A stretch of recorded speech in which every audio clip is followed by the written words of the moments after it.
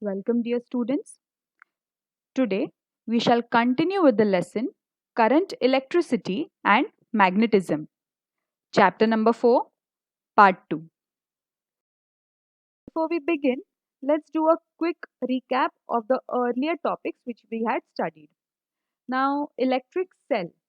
If we have to define this, we would say a device which is required to produce a uniform flow of charge in a circuit is known as an electric cell.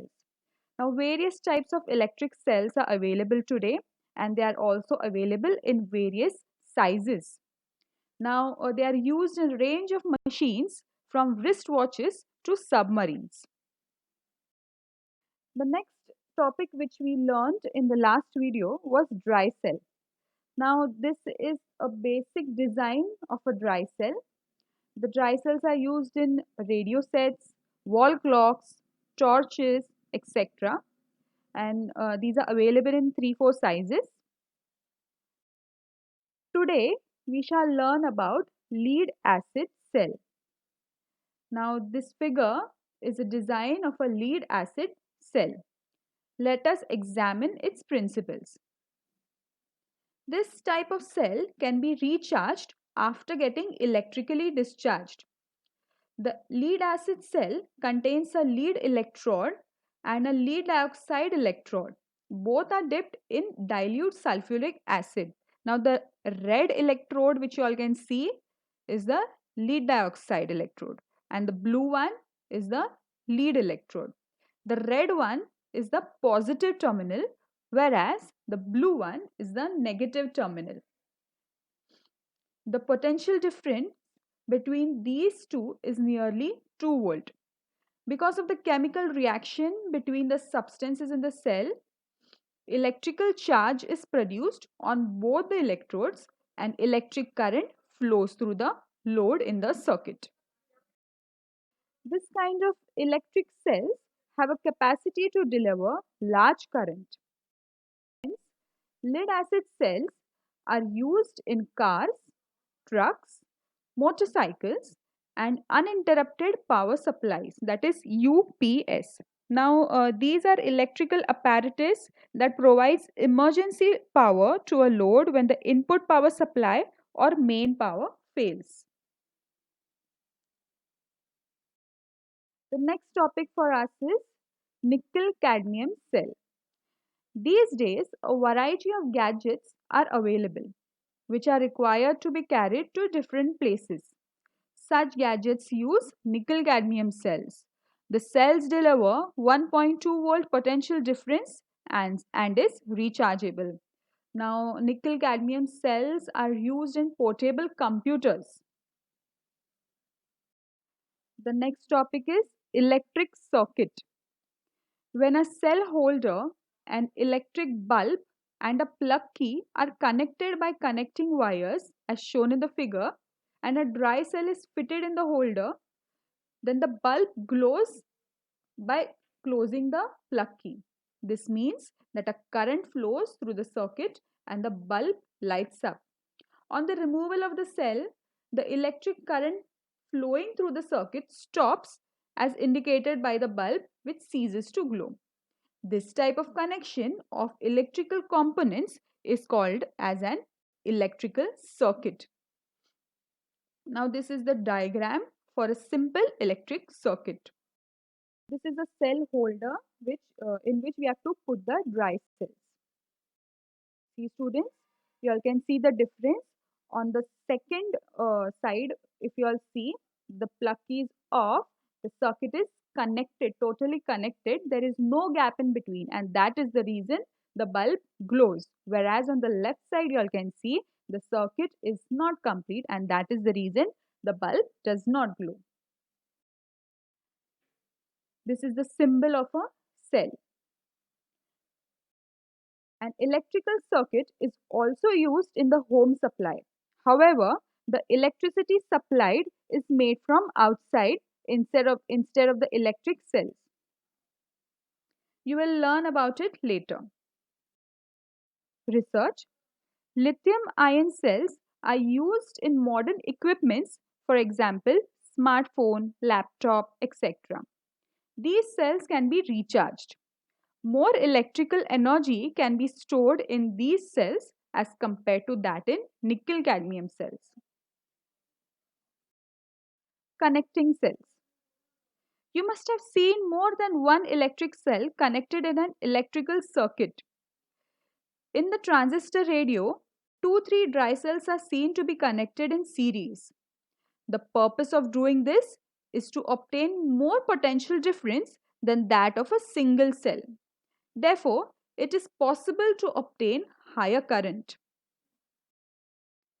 If the cells are connected as seen in figure 4.5b, the connection of cell is known as a battery of cells. In this series, connection, the positive terminal of one cell is connected to the negative terminal of the second cell, and the positive terminal of the second cell is connected to the negative terminal of the third cell. Therefore, if each cell has a potential difference of 1 volt, the total potential difference of 3 cells will be 3 volt. Use your brain power. You must have seen the car battery available in the market. It is called a battery and not a cell. Why, students? Think.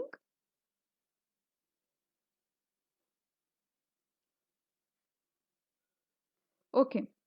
A battery is formed by connecting two or more cells in series. A cell provides low potential, whereas the battery provides high potential difference. In car, high potential difference is needed for its running. Hence, in car, battery is used instead of cell.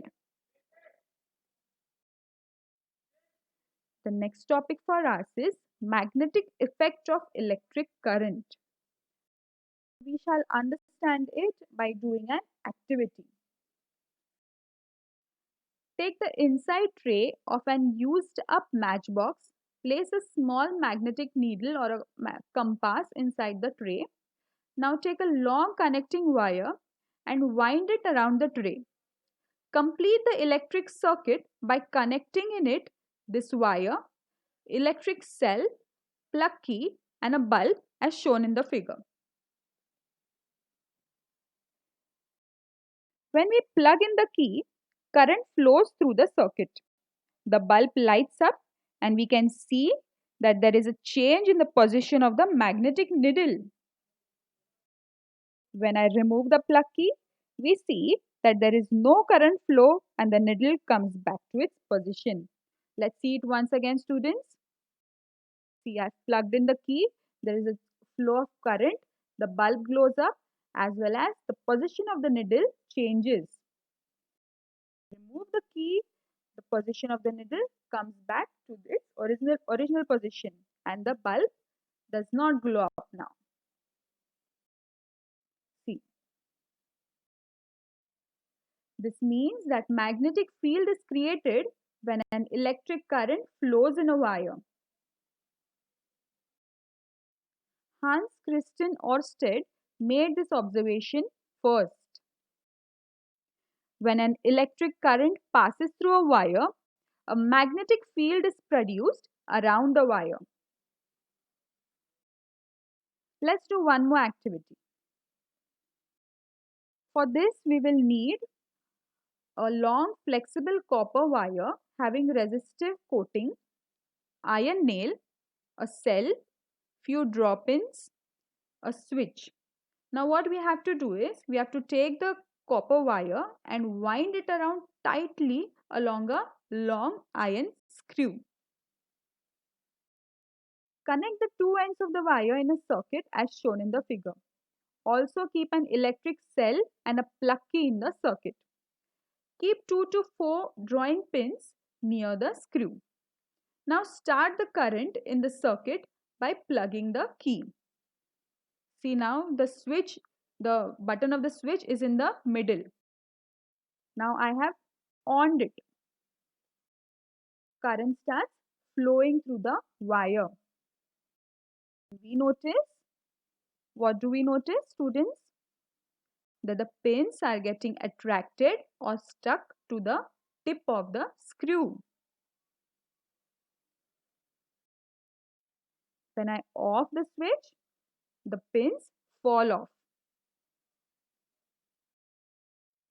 When the electric current flows in the wire, magnetism is produced in the coil around the screw, and because of that, the screw also attains magnetism. As soon as the current is stopped, this magnetism vanishes. The system of coil and the screw is called an electromagnet.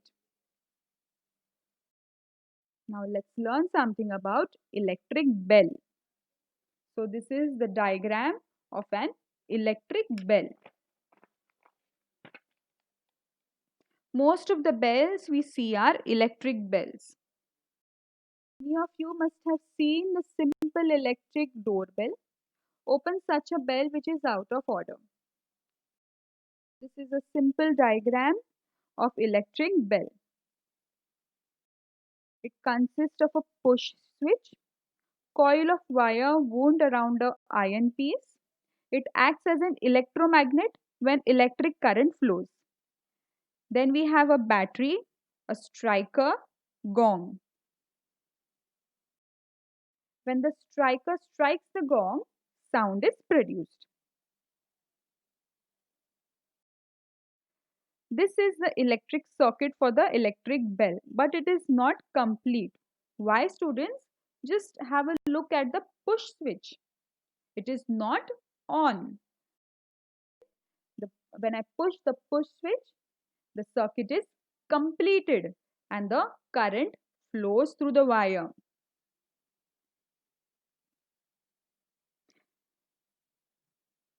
It becomes electromagnet. This electromagnet attracts the iron strips towards it, and the striker strikes the gong and a sound is produced. See now, students, I have pushed the switch. The striker will hit the gong, and then we can hear the bell, the sound of the bell.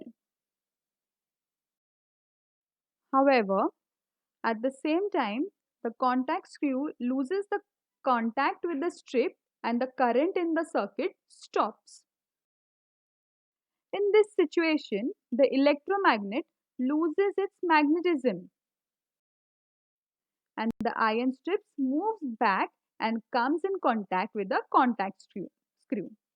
The electric current is then immediately restored and again the striker hits the gong by the above process. Students, and we can hear the sound. This action repeats itself and the bell rings. So this was about the electric bell. With this, we end the chapter. I hope you all understood whatever I tried to explain. Thank you.